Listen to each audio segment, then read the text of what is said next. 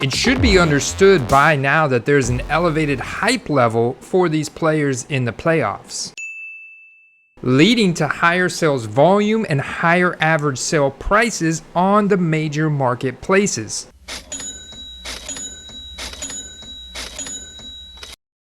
So let's examine the recent market activity and look at who the hottest selling players right now are in the NFL, and also look at the fallout effect of the players that are no longer in the playoffs and whether or not you should immediately be buying their rookie cards right now. So let's dig in.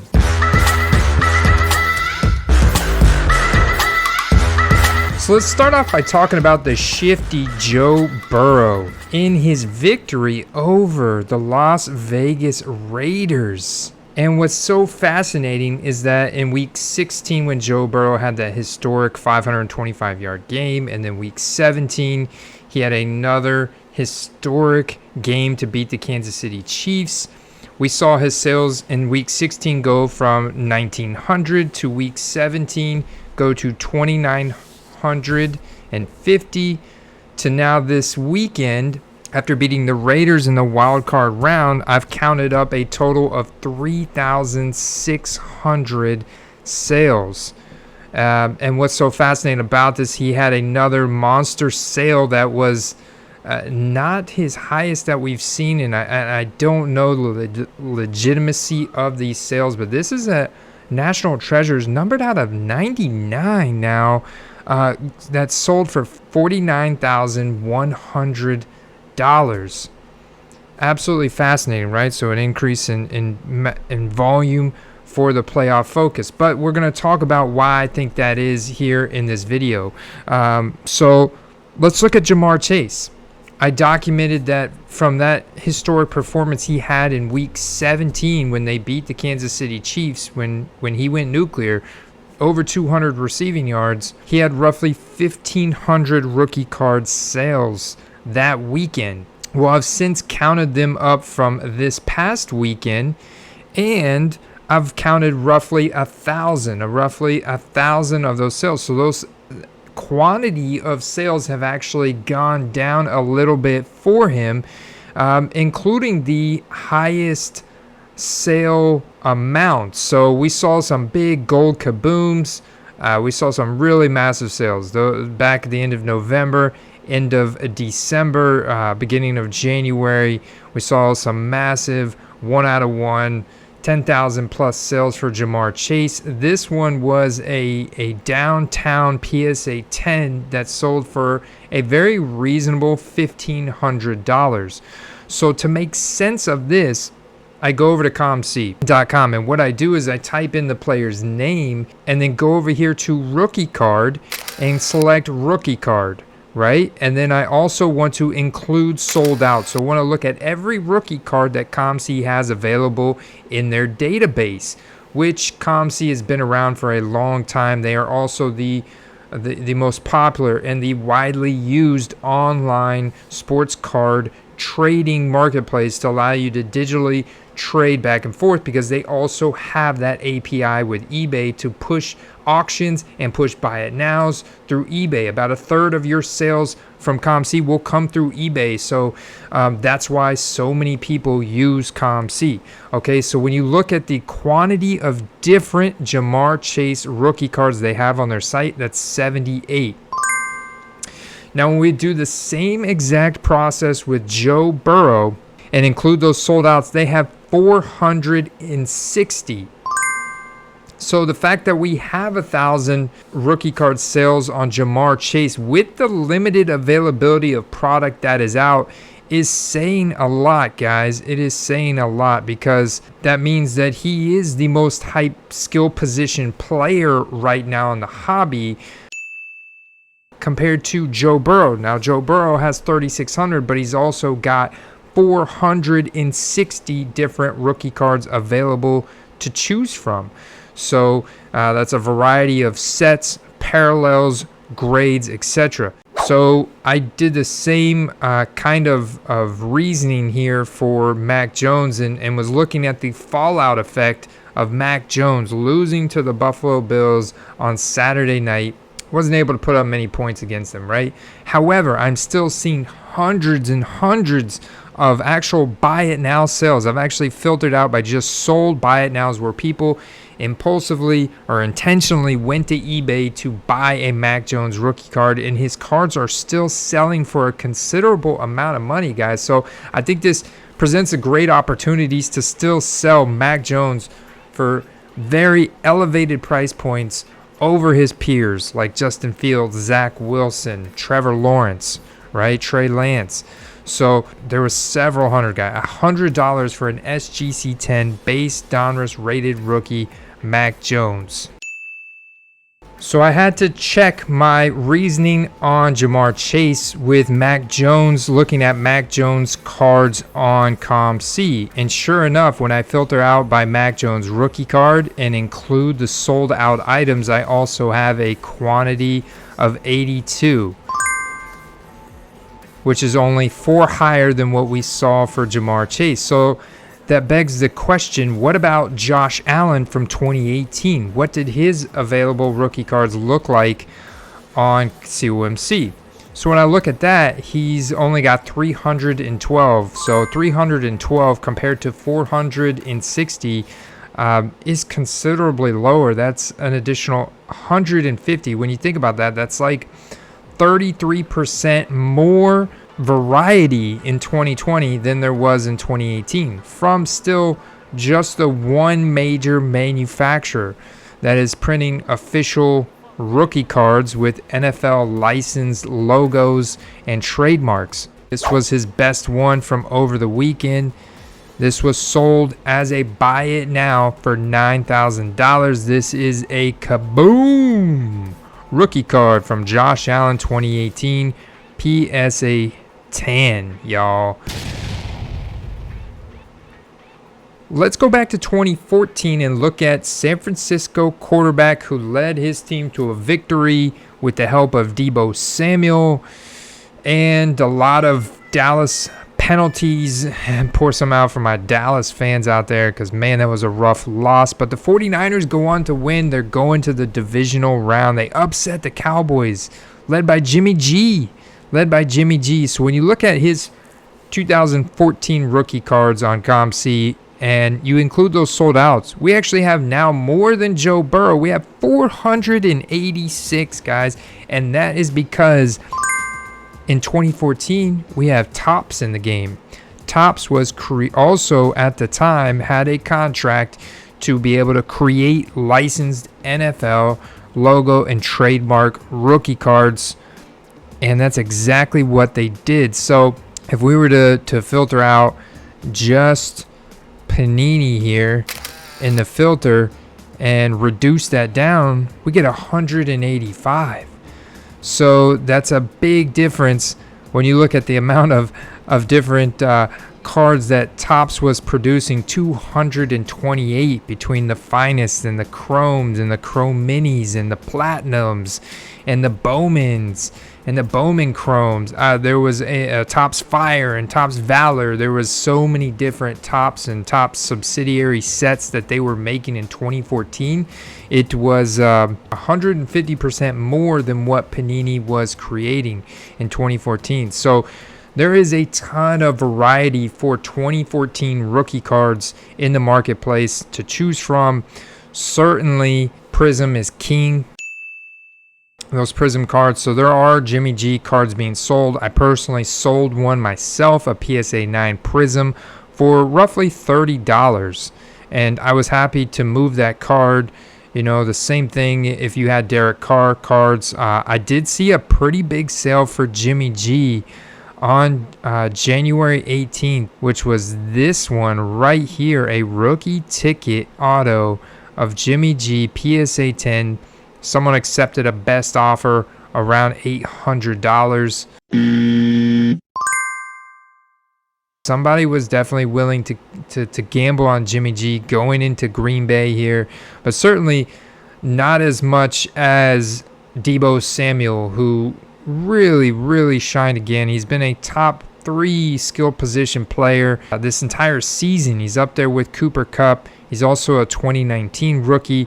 So that begs the question, what is his availability like. And there was also a 1/1 Deebo Samuel sold over the weekend for $3,150. Gold vinyl prism 1/1 PSA 10. This card for Kyler Murray, let's say, would be well over $10,000, but for skill position player, for Deebo Samuel, this went for $3,150. Gorgeous card there. When we pop over to COMC and look at Deebo Samuel's 2019 availability, we've got 288. So I was like, wow, that's considerably lower than the 2020 numbers by quite a lot, right? That's even lower than what we saw for Josh Allen at 312. So I was like, okay, what is Kyler Murray? Because ideally I would think I would see an increase in the available rookie cards between 2018 and 2019 and then 2020, just like we've seen in the sales volume of the last 90 days. So looking at Kyler Murray from 2019, we actually have 367 different available listings when we include the sold out. So that makes a lot more sense. You know, it definitely goes back to the point that Panini definitely prints more and more variety for the bigger name players, and they understand absolutely 100% that quarterbacks drive the football card hobby. They also understand there's demand for all players, defensively, offensively, special teams. It's just not as much as the quarterback. So definitely got to look at the fallout from Dak Prescott from his 2016 rookie cards, which I found very interesting. Now, this was the first year that Panini had that exclusive contract with the NFL. And when you do that, man, that number goes all the way down to 160. So there's a tremendous amount of scarcity and limited availability for variety in 2016. You can see that here in these numbers. When I looked at Derrick Henry, who is making a comeback this week, I also sold a Derrick Henry card earlier this week, and Derrick Henry will be playing this week, and he's kind of taking it day by day, see how he feels, but he is practicing in a limited fashion. Anyways, 160 for Dak, 110 for Derrick Henry. So you can see the low numbers. Of course, we've got to talk about Patrick Mahomes, who has been the hottest quarterback besides Tom Brady, especially the hottest young quarterback in the NFL, driving the hobby forward. We've seen prices on his base rookie cards that have been astronomical. And this begs the question, what was the variety, the availability like in 2017? And so we could see roughly 232. They definitely increased that from 2016 up to 232 in 2017. And you can just see this number go up and up year over year. So I also looked at Cooper Kupp, who had another touchdown on Monday night, also on a winning Rams team as they beat the Arizona Cardinals on Monday Night Football. And it was not that close of a game. They steamrolled over them. Arizona had quite a few blunders offensively and weren't able to stop the Rams at all defensively. So you look at Cooper Kupp, 204 to Mahomes, 232. So very much in line, just a slight difference there. We also got to talk about my Buccaneers, man, because they get the big win over the Eagles, which was, a game that we were kind of pre-written to win. And I think the Eagles put up a pretty good fight. They had a couple touchdowns late, broke off a couple big runs. Kenny Gainwell.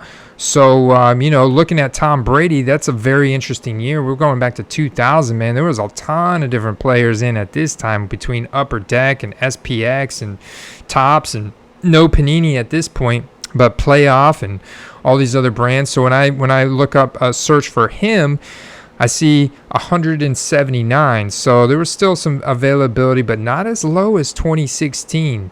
I certainly had to also look up Matt Stafford, who had a couple hundred sales since the weekend. Look at the difference between Matt Stafford's raw base Topps card selling for $15 today and a PSA 10 that sold for $350 in the same buy it now format. it becomes that much more difficult to get a PSA 10 the further you go back in time, just because of the limited availability and the age of the card.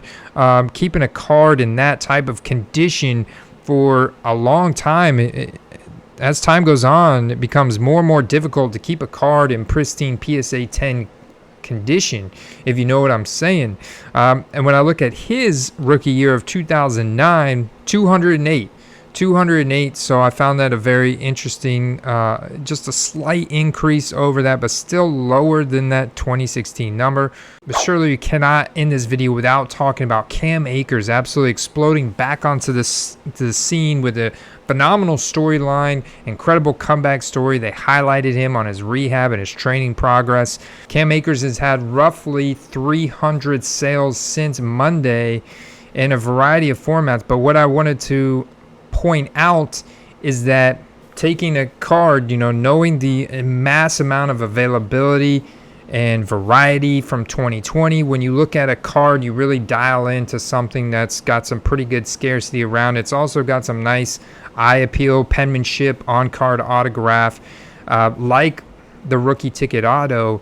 And you look at the price difference here, January 19th, is a Cam Akers rookie ticket auto, base rookie ticket auto, mind you, no serial number, just with a blue on-card auto, selling for $89, when this is a card going back to November. You could have been getting this card in an auction for around $20, $20 to $40, and you could be now looking at doubling your money on that card in a matter of a couple months. So it just goes to show you to invest in good, explosive, young, athletic players while they're injured, while they're out, not getting the opportunity share, and they're on a big market team, on a prolific offense.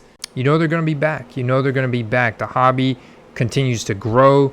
There continue to be hundreds of flip opportunities on a weekly basis. It's just a matter of targeting the market inefficiencies, targeting the right entry price point on the right player, and knowing what you're getting yourself into as far as entry price point and then where to exit. So guys, stay tuned.